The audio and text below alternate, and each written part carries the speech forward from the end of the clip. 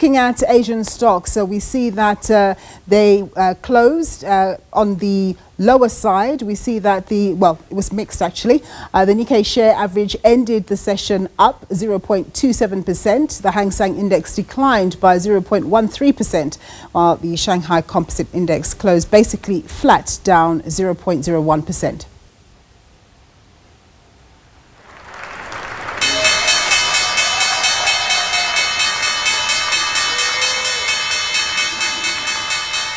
Looking at US equities, they closed in negative territory in yesterday's session. They were dragged down by a combination of declines in AI-linked stocks and concerns around a potential US government shutdown. The Dow Jones Industrial Average declined by 0.4%. The S&P 500 slid by 0.3%, while the Nasdaq Composite Index also lost 0.3% at the close.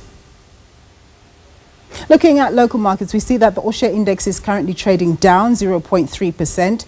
The rand is trading at 17.31 against the US dollar, 20.34 vis-a-vis the euro, and 23.28 against the British pound. Looking at commodities, we see that gold is trading at $3,758 an ounce, platinum at $1,506 an ounce, while Brent crude oil is trading just over $69 a barrel. Let's get into conversation now with Simpiwe Letlojane. He's an investment strategist at ABSA Investments. Thank you so much for joining us, Simpiwe. So markets, including our local one, are looking somewhat subdued relative to how they were performing last week. And there have been a number of possible drivers. Fed Chair Jerome Powell spoke this week. And of course, President Donald Trump had a lot to say at the United Nations General Assembly on his position on energy and climate change. And then the AI sector seems to have cooled down a little bit. What's your thoughts on some of these issues and how they've translated into the market? Yeah, I think starting off with the interest rate side of things, of course, we did see the decision from the Fed to cut interest rates after a long pause. And then the guidance that they gave there was that we could still see another 50 basis points in cuts. But of course, after the speech yesterday, what the Fed chair reiterated is that they are not necessarily guaranteeing those cuts, and they don't necessarily guarantee a pathway in terms of the easing cycle. And so making those cuts a bit more probabilistic and probably more data dependent. And they're still concerned about inflation, even though, of course, their stance has shifted a little bit more around being a bit more cautious, especially around the unemployment and labor market numbers that we were seeing.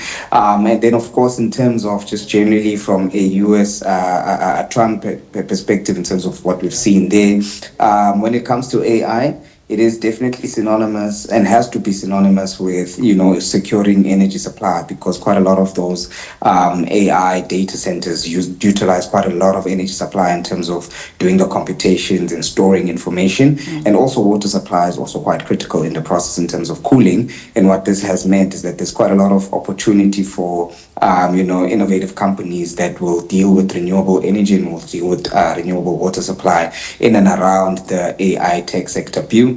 And of course, from a US Trump presidency point of view, they want to make sure that in reigniting manufacturing within the US, they can also participate, in the ramp up of some of those factories and some of those manufacturing bases that will bring about the revolution in tech that we're seeing. So President Trump was going on about bringing down energy prices, bragging that the US has much lower energy prices.